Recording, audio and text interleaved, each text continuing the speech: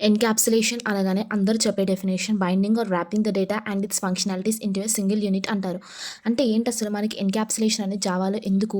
అంటే ఏంటి తెలుసుకోవాలి ఫస్ట్ ఆఫ్ ఆల్. అంతేగాని డెఫినేషన్‌ని బట్టి పట్టడం కాదు. ఇవాళ మనం ఒక 2 మినిట్స్‌లో అసలు జావాలో ఎన్‌క్యాప్సులేషన్ ఎందుకు కావాలి?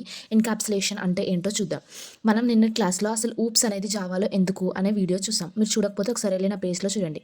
ఓకే. ఫస్ట్ ఆఫ్ ఆల్ ఎందుకు ఎన్‌క్యాప్సులేషన్ అనేది జావాలో అంటే for example daily life example ఒకటి తీసుకుందాం. ఒక లాకర్ ఉందని అనుకోండి. ఆ లాకర్ ఉంది. ఆ లాకర్‌లో మనకు సంబంధించిన కొన్ని ప్రాపర్టీస్ మనీ ఏవో ఒకటి ఉన్నాయి. సో, మనం ఏం చేస్తాం దానికి అందరికీ అలో చేస్తామా? అంటే దానికి లాక్ ఎయకుండా ఎవరైనా ఎళ్లి తీసుకునేలాగా అలో చేస్తామా? లేదు కదా!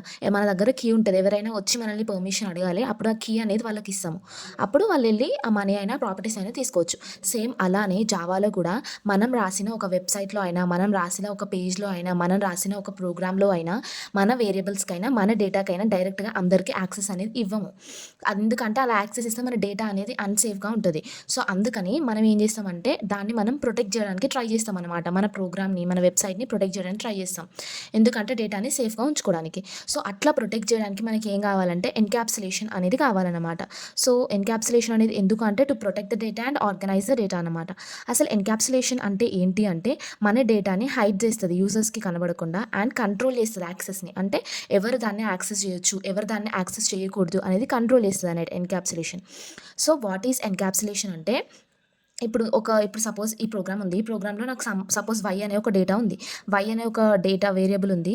అండ్ దాని వర్కింగ్ ఫంక్షన్ కూడా ఉంది. సో, ఈ డేటా అండ్ దాని రిలేటెడ్ ఫంక్షనాలిటీ ఇది మొత్తం నేను ఏం చేసిన ఒక సింగిల్ యూనిట్‌లో అంటే ఒక సింగిల్ క్లాస్‌లో నేను బైండ్ చేసి పెట్టిన. అదే మనం డెఫినిషన్ లాగా ఫార్మ్ చేస్తే బైండింగ్ ఆర్ ర్యాపింగ్ అంటే దీని మొత్తాన్ని బైండ్ చేయడమైనా, ర్యాప్ చేయడమైనా ఏం చేస్తుంది? ఆ data binding and wrapping the data and its related functionalities into a single unit is called as encapsulation. ఆ సింగిల్ యూజ్ అనేది క్లాస్ అవ్వచ్చు, ప్యాకేజ్ కూడా అవ్వచ్చు. ఎందుకు ప్యాకేజ్ అవ్వచ్చు అంటే ప్యాకేజ్‌లో కూడా అన్ని క్లాసెస్ కలిపి ఉంటాయి కదా! అన్ని క్లాసెస్ కలిపి ఒక ప్యాకేజ్‌లా ఉంటాయి. అంటే అది కూడా data and the related functionalities binding or wrapping the data into the single unit అనమాట. సో, మనకి ఎన్‌క్యాప్సులేషన్ అంటే ఏంటో అర్థమైంది. ఎన్‌క్యాప్సులేషన్ అనేది ఎందుకు అని అర్థమైంది. ఓకే. ఇప్పుడు ఎన్‌క్యాప్సులేషన్‌లో డేటా అనేది ప్రైవేట్ కీవర్డ్స్‌తో మనం ఎవరెవరు యాక్సెస్ చేయొచ్చు, ఎవరెవరు యాక్సెస్ చేయకూడదు అని పెడతాము. సో, ఎవరైనా యాక్సెస్ చేయాలంటే దీన్ని ఎలా యాక్సెస్ చేయాలి? వేరే ప్రోగ్రామ్స్ యాక్సెస్ చేయాలంటే అప్పుడే మనకి యాక్షన్‌లోకొస్తాయి. సెటర్స్ అండ్ గెటర్స్ అనే కాన్సెప్ట్ అనేది యాక్షన్‌లోకొస్తాయన్నమాట. నువ్వు డేటాని ప్రొటెక్ట్ చేస్తున్నావు, హైడ్ చేస్తున్నావు ఎన్‌క్యాప్సులేషన్‌తో. కానీ ఎవరైనా యాక్సెస్ చేసుకోవాలి అంటే ఎలా అంటే సెటర్స్ అండ్ గెటర్స్. అసలు ఈ సెటర్స్, గెటర్స్ అనేవి ఏంటి? దీంతో ఒక ఎన్‌క్యాప్సులేషన్ ప్రోగ్రామ్ అనేది ఎలా రాయాలి అనేది మనం నెక్స్ట్ క్లాస్‌లో చూద్దాం. Until then do follow learn with Laya. Thank you.